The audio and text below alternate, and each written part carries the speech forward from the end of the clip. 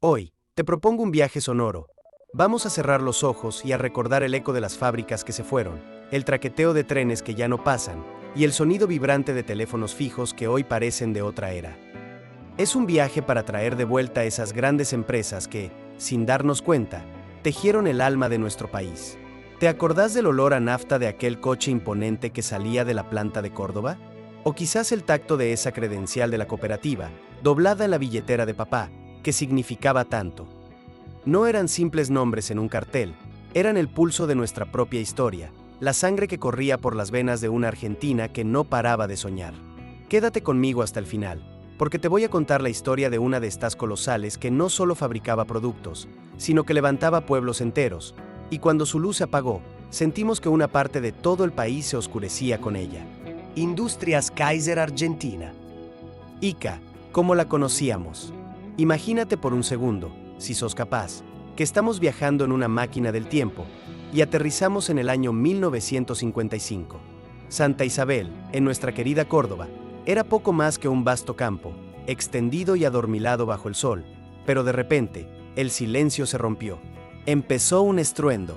Ese martilleo constante, el siseo del vapor, el olor penetrante a aceite quemado mezclado con el metal recién fundido, un aroma a futuro que comenzaba a escribir la historia más grande y gloriosa de nuestra industria.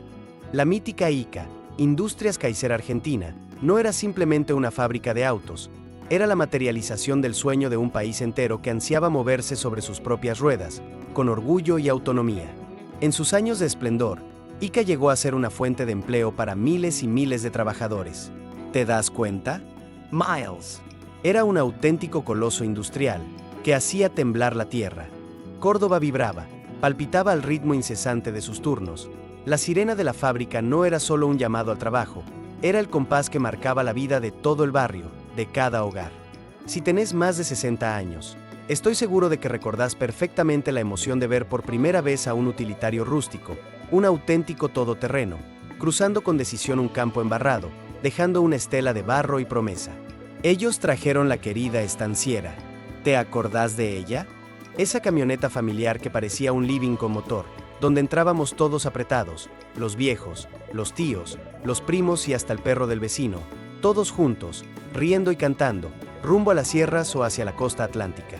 Pero el momento sagrado, el instante que nos infla el pecho de orgullo todavía hoy, décadas después, fue el nacimiento de aquel coche deportivo de pura cepa nacional, el Torino, en 1966. ¡Qué máquina, por Dios!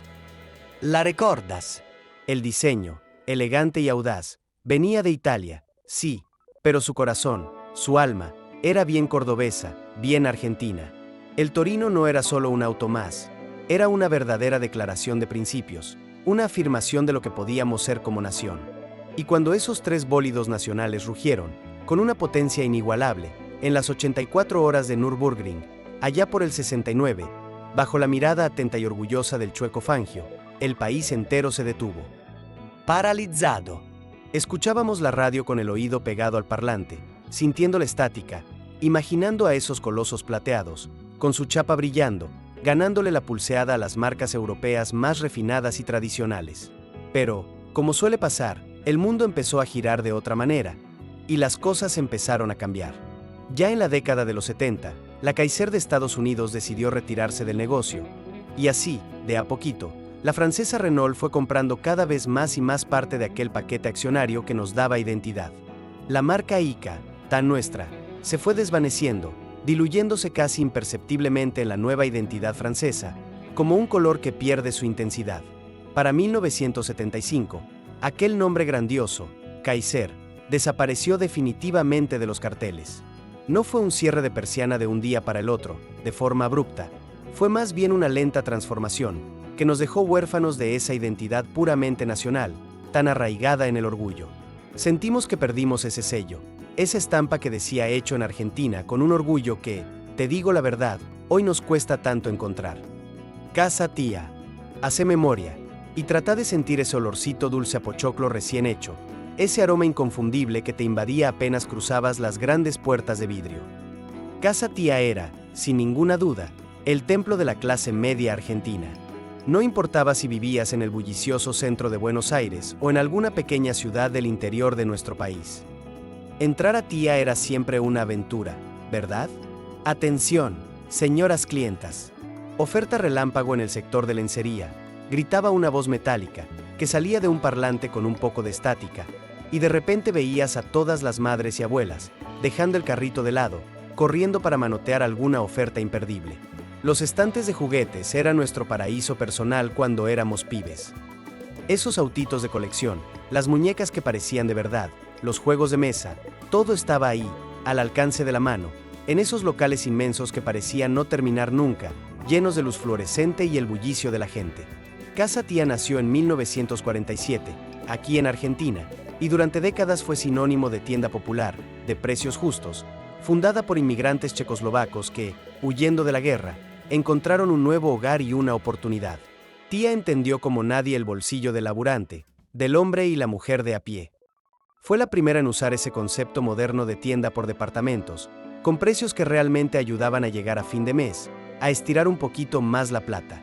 ¿Te acordás de los uniformes impecables de las empleadas?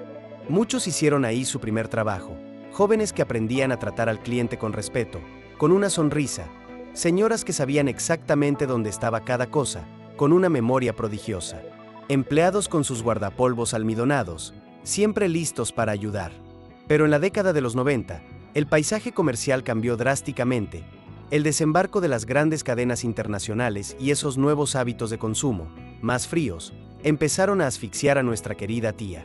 En 1998, la cadena fue vendida a manos internacionales, y poco a poco, con una tristeza que se notaba en cada cartel que cambiaba, los locales fueron modificando su nombre o, peor aún, cerrando sus puertas definitivamente.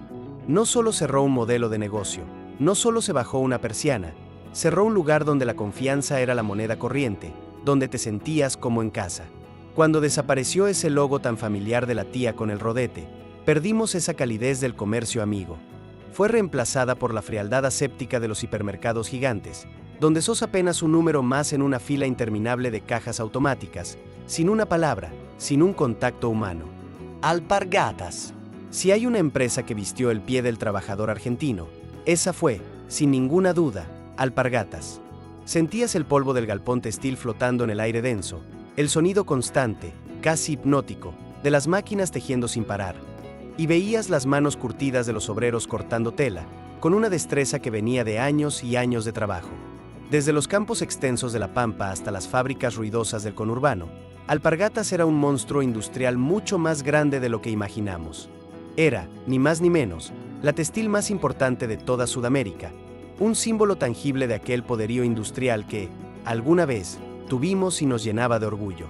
Nació en 1885 y fue, durante más de un siglo, un emblema, un símbolo del trabajador argentino, de su esfuerzo y su constancia. ¿Quién de nosotros no tuvo, en algún momento, un par de zapatillas de lona, con esa suela de goma tan particular? Eran nuestras aliadas inseparables en el potrero embarrado, en la escuela, en la vida diaria. Eran baratas, sí, pero aguantadoras como pocas, y tenían ese olor a caucho nuevo, tan característico, que te llenaba los pulmones cuando abrías la caja de cartón. ¿Te acordás de ese olor? O las famosas Pampero, la ropa de trabajo que parecía indestructible, que no se rompía ni aunque te pasara un camión por encima, o de esas clásicas zapatillas deportivas que empezaron ahí, en sus talleres. Alpargatas era sinónimo de durabilidad, de algo hecho para durar 1000 años, para la eternidad. La empresa tenía plantas enormes, verdaderas ciudadelas industriales, en lugares como Patricios, en Florencio Varela, en Tucumán. Eran ciudades dentro de ciudades, con su propia vida, su propio ritmo. Miles de familias vivían gracias a esos telares que no paraban nunca, día y noche, hilando el destino de la nación. El obrero textil de Alpargatas no era un trabajador cualquiera, era un especialista, un hombre o una mujer que conocía la trama y la urdimbre de su propia dignidad, de su propio esfuerzo. Sin embargo, el vendaval de los años 90, con esa apertura indiscriminada de importaciones, fue como un ácido corrosivo para los telares nacionales. El calzado barato, de dudosa calidad, que venía del sudeste asiático, inundó las estanterías de los comercios, y Alpargatas empezó a tambalear, a perder el equilibrio. Las deudas se hicieron impagables, enormes, y la estructura elefantiásica de la empresa, ante su fortaleza, se volvió su propia trampa mortal. La empresa terminó siendo fragmentada, vendida por partes a capitales brasileños. Ya no es nuestra, y eso duele. Hoy, cuando ves una zapatilla de marca internacional, pensá por un segundo que antes, en ese mismo lugar, había un par de lona y caucho que no necesitaban marketing para ser las mejores del mundo. Si te está gustando este viaje por los secretos de nuestra época, no te olvides de suscribirte al canal para que podamos seguir compartiendo estas historias que nos unen, que nos hacen recordar de dónde venimos. Supermercados Norte. Mucho antes de que los nombres en inglés o en francés coparan nuestras avenidas principales, existía un gigante, un coloso que entendía el gusto argentino por el asado familiar y por la buena atención personalizada. Supermercados Norte. Nació, casi como un cuento, como una pequeña carnicería de barrio en Carapachay, y, con el tiempo y el esfuerzo, se transformó en el estandarte de la calidad, el lugar donde se compraba la mejor carne. Supermercados Norte fue, durante décadas, un gigante del consumo masivo, con una presencia fuerte y reconocida tanto en la capital federal como en la provincia de Buenos Aires. Para muchos de nosotros, simplemente era el súper, con mayúsculas. ¿Te acordás de la sección de carnicería de Norte? Era un espectáculo en sí mismo. La prolijidad, el brillo de las heladeras, el sonido de los cuchillos afilándose. Norte logró algo difícil, algo casi mágico, ser una cadena gigante, enorme, pero mantener ese alma cálida de almacén de barrio, de pulpería, que tanto valorábamos en los 80 y a principios de los 90. Sus publicidades, con figuras famosas de la televisión de la época, nos hacían sentir que comprar ahí nos daba un estatus especial, una distinción. Era el supermercado de la familia, el que elegías para el gran festejo. Pero en los 90, el grupo Excel primero, y luego la multinacional Carrefour, compraron la cadena. Durante un tiempo, mantuvieron el nombre, sí, pero la mística, el espíritu, la esencia, se había ido, se había esfumado como el humo. Finalmente, en el año 2008, la marca Norte desapareció para siempre de los carteles, de las marquesinas, siendo absorbida totalmente por otra identidad. Fue el fin de la carnicería más grande del país, sí. Pero, más importante aún, fue el fin de una forma de comprar donde el que te atendía en el mostrador sabía tu nombre, o al menos, sabía exactamente qué corte de carne llevarte para el asado del domingo familiar. Ferrocarriles Argentinos. Este capítulo duele. Duele en lo más profundo de nuestra geografía nacional, en el corazón mismo de la patria. Ferrocarriles Argentinos no era solo una empresa de transporte más, era el sistema circulatorio, las venas de un país que se sentía vivo, que latía con cada viaje. Ferrocarriles Argentinos fue creado oficialmente en 1948, unificando toda la red ferroviaria que había sido nacionalizada. Conectaba pueblos, unía provincias, tejía historias, creando un tapiz de conexiones a lo largo y ancho del territorio. Teníamos la red ferroviaria más extensa de toda América Latina, ¿sabías? Kilómetros y kilómetros de vías que llegaban a los rincones más impensados. 1948 fue, de verdad, el año en que los trenes pasaron a ser nuestros, a sentirse propios. Y con ellos, la ilusión de conectar cada pueblo, por más perdido que estuviera en el mapa, por más olvidado.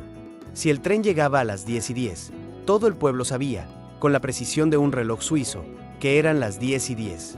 Los andenes de madera, con su olor a viejo y a sol, los bancos de hierro fundido, pesados y fríos, el jefe de estación con su gorra impecable y su bandera roja o verde en mano. Viajar en el Gran Capitán hacia el norte, o en el Marplatense con sus coches de acero inoxidable, era una experiencia señorial, un lujo.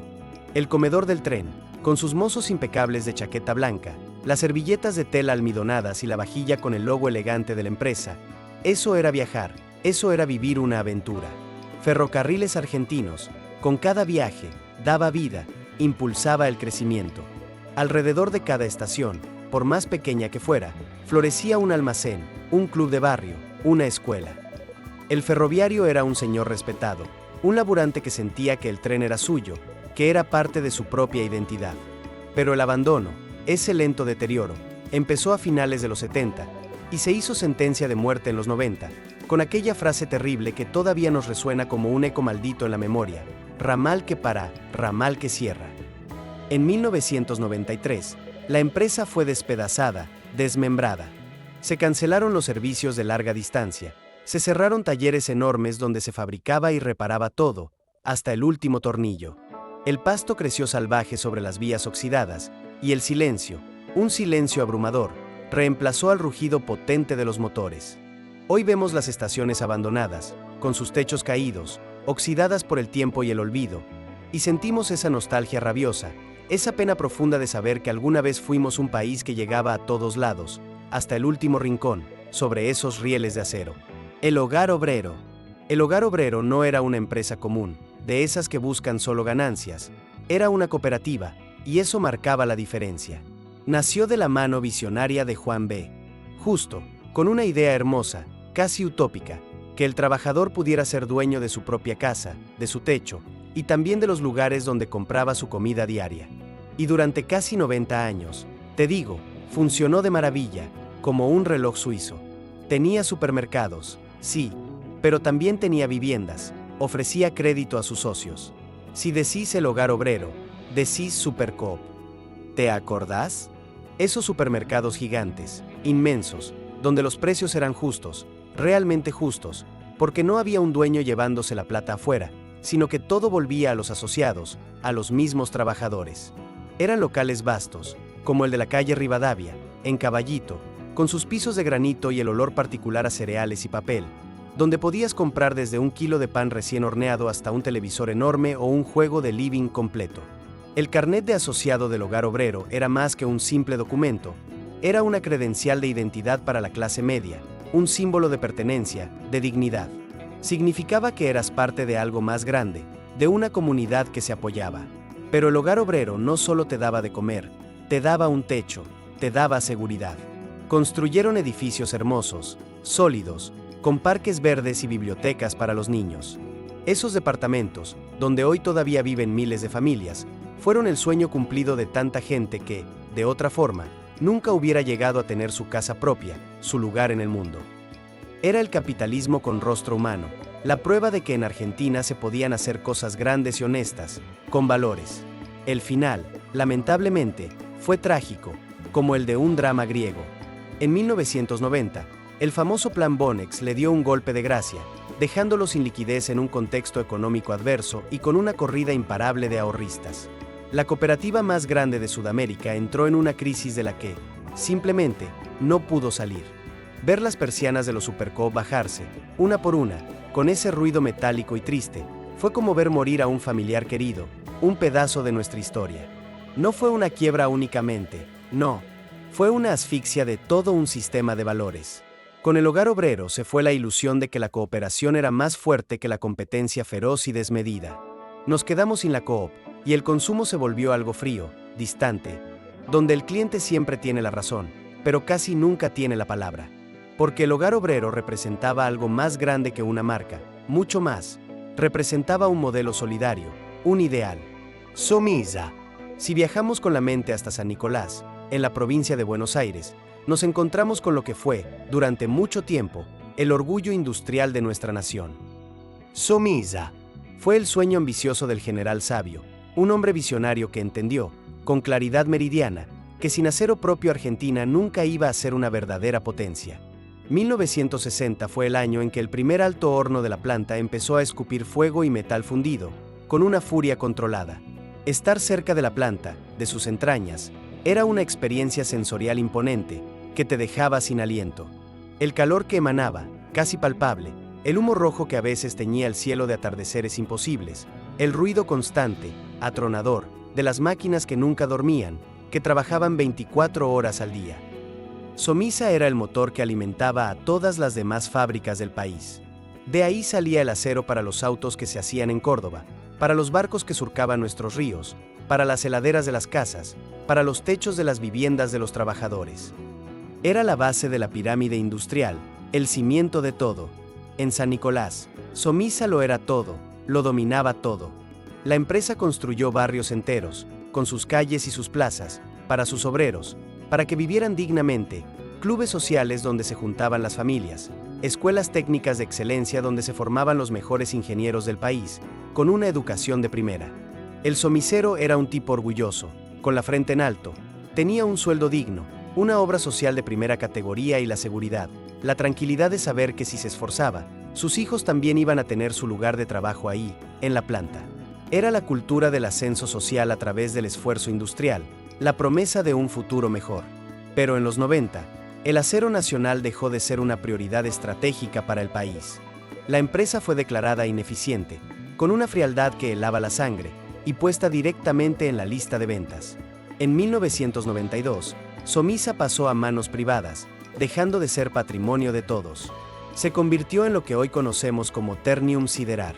La producción siguió, claro, la fábrica no se detuvo, pero el Estado se retiró de la producción de acero, y miles de obreros, con su saber y su historia, pasaron a ser legajos en una multinacional extranjera. Entel, Empresa Nacional de Telecomunicaciones.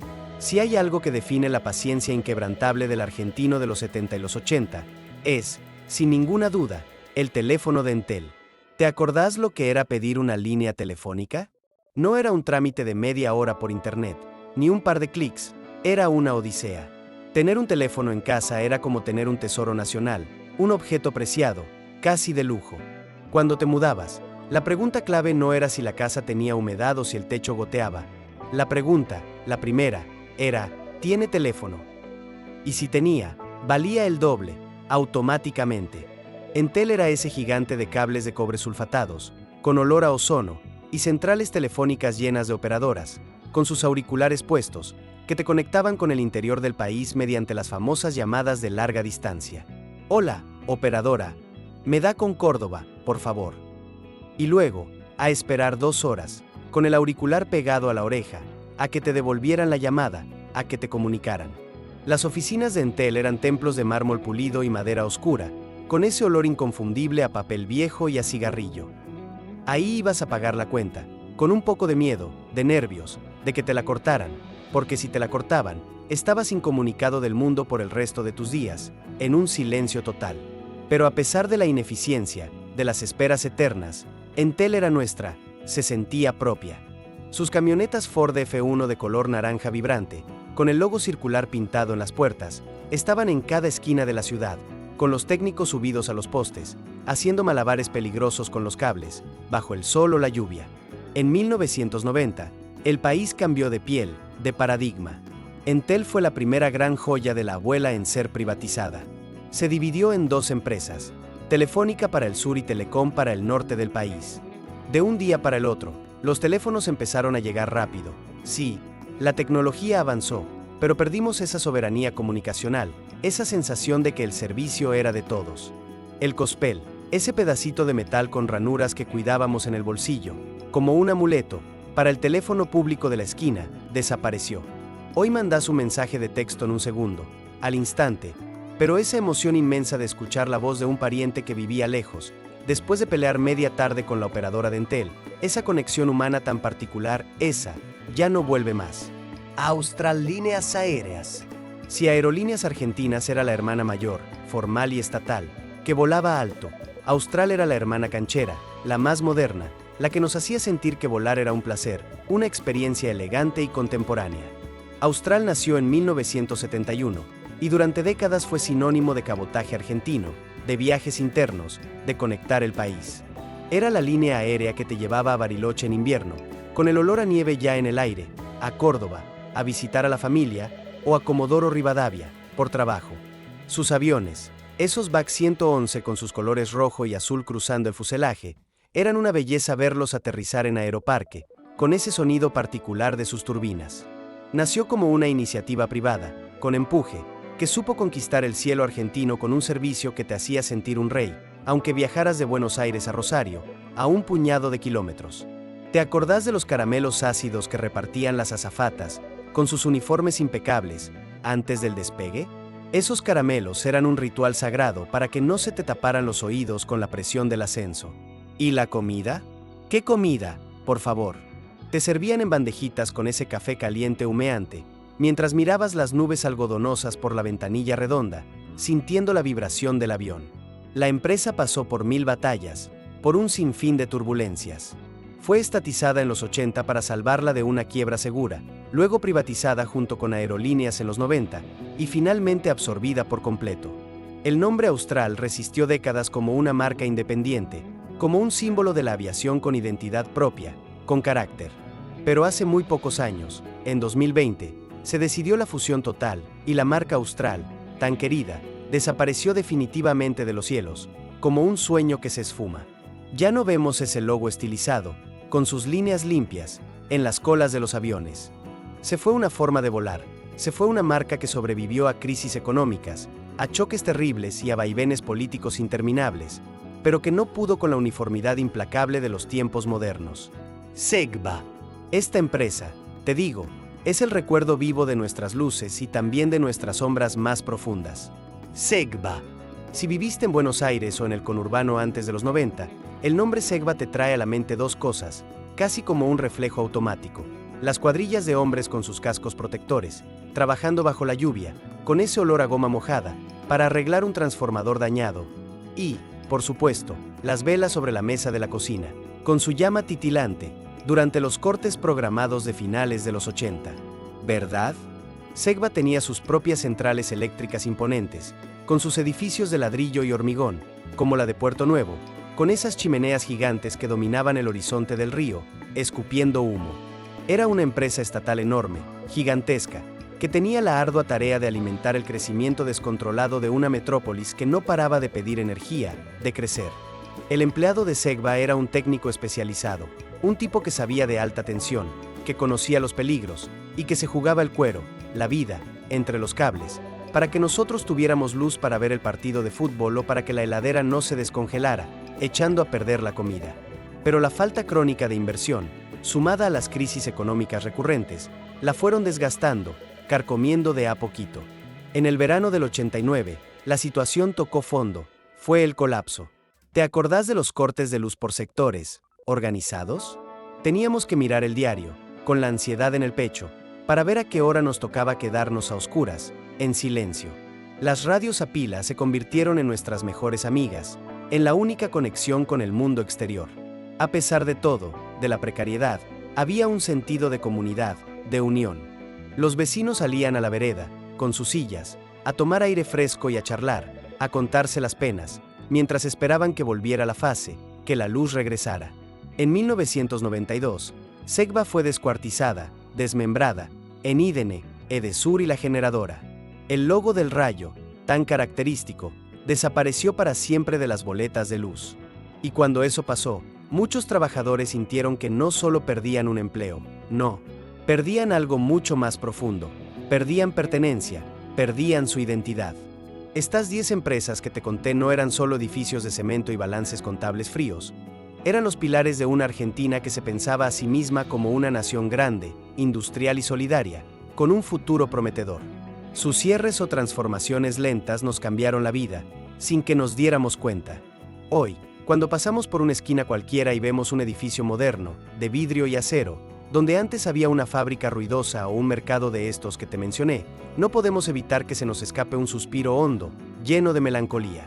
Y si te gustó este viaje por el pasado, te invito a que sigas descubriendo más secretos de nuestra época. Dale like, suscríbete al canal y contame en los comentarios, ¿cuál de estas empresas te trae el recuerdo más nítido a la mente? ¿Qué sensaciones te despierta?